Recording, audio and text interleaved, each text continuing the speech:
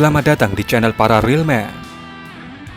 11 Mei 2014 merupakan hari di mana wilayah Donbas, atau yang sekarang kita kenal sebagai Provinsi Luhansk dan Provinsi Donetsk, melakukan referendum dan memutuskan untuk memisahkan diri dari Ukraina, di mana Provinsi Luhansk membentuk negara dengan nama LPR atau Luhansk People Republic, dan Provinsi Donetsk membentuk negara baru dengan nama DPR atau Donetsk People Republic. Dan pada Sabtu 11 Mei 2024 kemarin menandai 10 tahun berdirinya negara DPR dan LPR ini. Bertempat di sebuah restoran bernama Paradise Restaurant di kota Leninsky di Provinsi Donetsk, di mana restoran ini menjadi tempat peringatan 10 tahun berdirinya negara DPR dan LPR.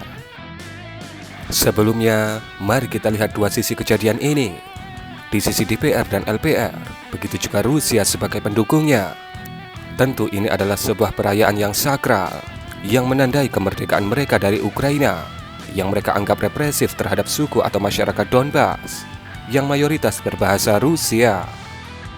Tapi di sisi Ukraina, mereka dianggap sebagai sekumpulan warga pembangkang yang tidak tunduk pada aturan pemerintah pusat yang telah ditetapkan. Kasarnya seperti ini.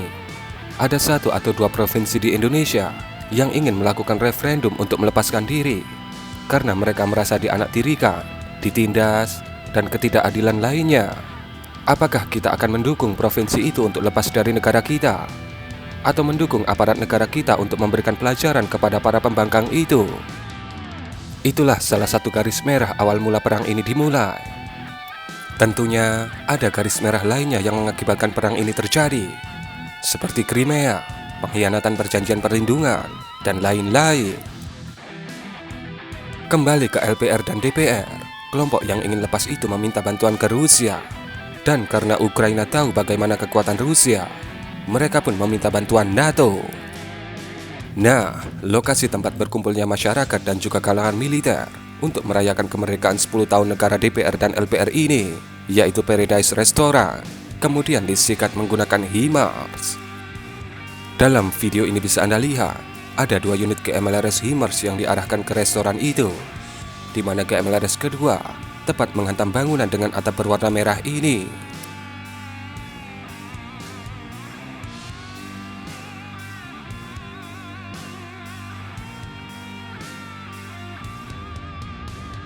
Kemudian ini adalah sebuah video yang memperlihatkan kondisi dari Paradise Restaurant setelah terkena hantaman dari HIMARS, di mana bisa kita lihat beberapa pasukan Rusia terlihat melihat dan memeriksa TKP.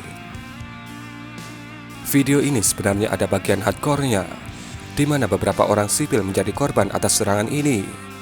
Dari pakaiannya terlihat seperti pelayan restoran. Dalam rilis beberapa grup Telegram pro-Ukraina, serangan ini dikatakan menewaskan 2 orang perwira menengah Rusia dan 2 orang pasukan khusus Rusia.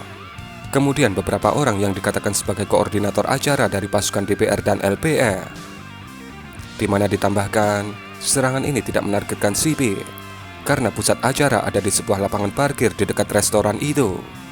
Sementara restoran itu, berdasarkan informasi dari GUR, dijadikan sebagai tempat istirahat bagi tamu-tamu penting dari Rusia, DPR, dan LPR. Mengenai data korban, sampai berita ini Anda lihat, memang masih simpang siur. Tidak ada data resmi yang dikeluarkan oleh kedua belah pihak. Namun yang pasti, dari skenario ini, kita bisa melihat bagaimana intelijen bekerja, kemudian alat yang presisi berbicara. Bagaimana pendapat Anda mengenai video ini? Berikan komentar Anda.